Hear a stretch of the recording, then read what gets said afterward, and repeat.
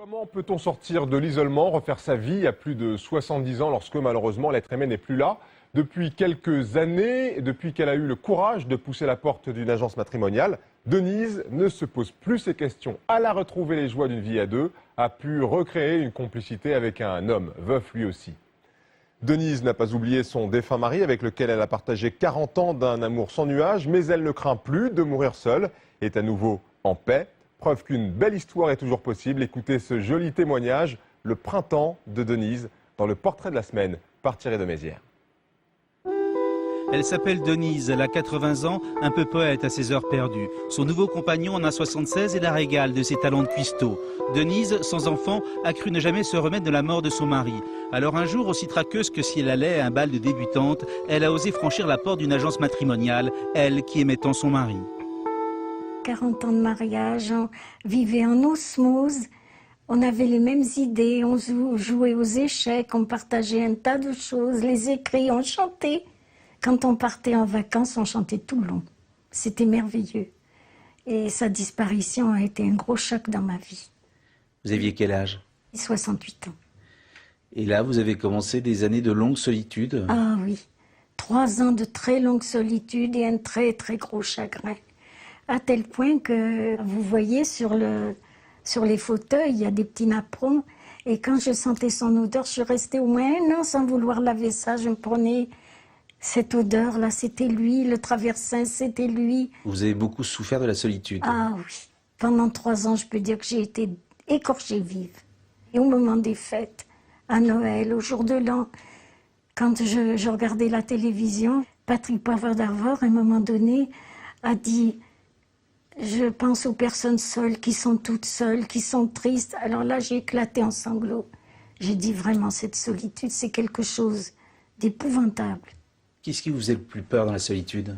Et surtout, la peur de mourir et que personne s'en aperçoive, et, excusez-moi, de pourrir dans un lit. Et qu'est-ce qui vous a donné l'idée de faire appel à une agence matrimoniale? C'est pas évident, vous savez. Je trouve que c'est même très stressant, parce que quand on a plus 20 ans, quand même, vous savez, on n'est plus réfléchi, on est moins parfait que quand on a le même point de vue corporel, on est plus âgé, et puis finalement, je crois que je n'ai pas à le regretter. Et le monsieur est arrivé? Et le monsieur est arrivé. Avec un bouquet de fleurs, je crois? Avec un beau bouquet de fleurs, cravaté, très élégant, et puis il m'a dit... Vous permettez, moi je crois que le courant passe par les mains. Vous voulez me donner vos mains? Alors je lui ai donné mes mains et j'ai senti comme une chaleur qui pénétrait. Et puis il m'a dit, mais il faut que je sois honnête avec vous. Vous savez, j'ai été opérée du cœur. Alors ça m'a fait quelque chose, parce qu'il avait eu la même opération que mon époux.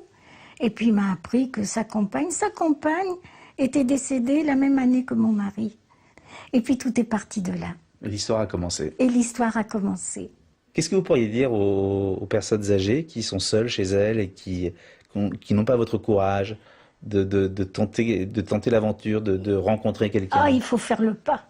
Ça n'empêche pas de penser aux anciens, à ceux qui ne sont plus. Il faut franchir le pas. Il est dur à franchir ce pas? Oui, il est très dur. Et moi, j'ai eu très peur et j'ai été très fébrile quand je l'attendais. Quand il est venu la première fois, je disais... Comment ça va se passer? Comment tu vas réagir? Et il est très très gentil sur certains côtés. Par exemple, c'est lui, tous les ans, qui nettoie le caveau de mon époux. Et il lui parle. Il lui dit quoi? Il lui dit, ah, tu sais, tu as dû t'en voir avec elle, hein, parce qu'elle a un caractère, alors que c'est lui qui est breton, qui a un caractère bien trempé. Alors j'adore ça. Et vous vivez ensemble? Non, on se voit au week-end. Vous avez essayé de vivre ensemble? Oui, mais c'était pas facile. Trop d'habitude, c'est ça? Trop d'habitudes, il avait ses habitudes, il avait tout, moi j'avais les miennes. Comment vous expliquer? Il est content de me voir, mais il ne faut pas trop l'embarrasser. Et quand on a des habitudes comme ça, vous de votre côté, lui de son côté, c'est pas compliqué d'un seul coup de se retrouver? Il faut faire des petits compromis. Hein? Moi je suis très maniaque. Lui, il est très élégant, très propre sur lui. La cuisine, c'est sensationnel, mais il est pagaille. Il va prendre une chemise, il va la mettre n'importe où. Il n'a pas d'ordre. Vous respectez? Et oui, je respecte.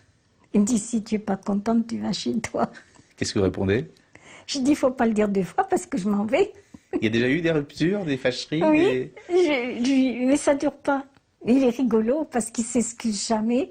Il fait excuser le chien. Il dit, il y a Titi qui s'excuse parce qu'il a été méchant. Le premier jour qu'il m'a connu, il m'avait dit, moi, je ne dis jamais je t'aime. Il ne faudra pas vous attendre à ce que je vous dise je t'aime.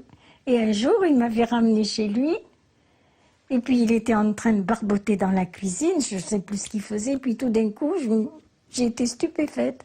Il me dit, tu ne peux pas savoir ce que je peux t'aimer. Mais c'est formidable parce qu'il ne m'a jamais redit.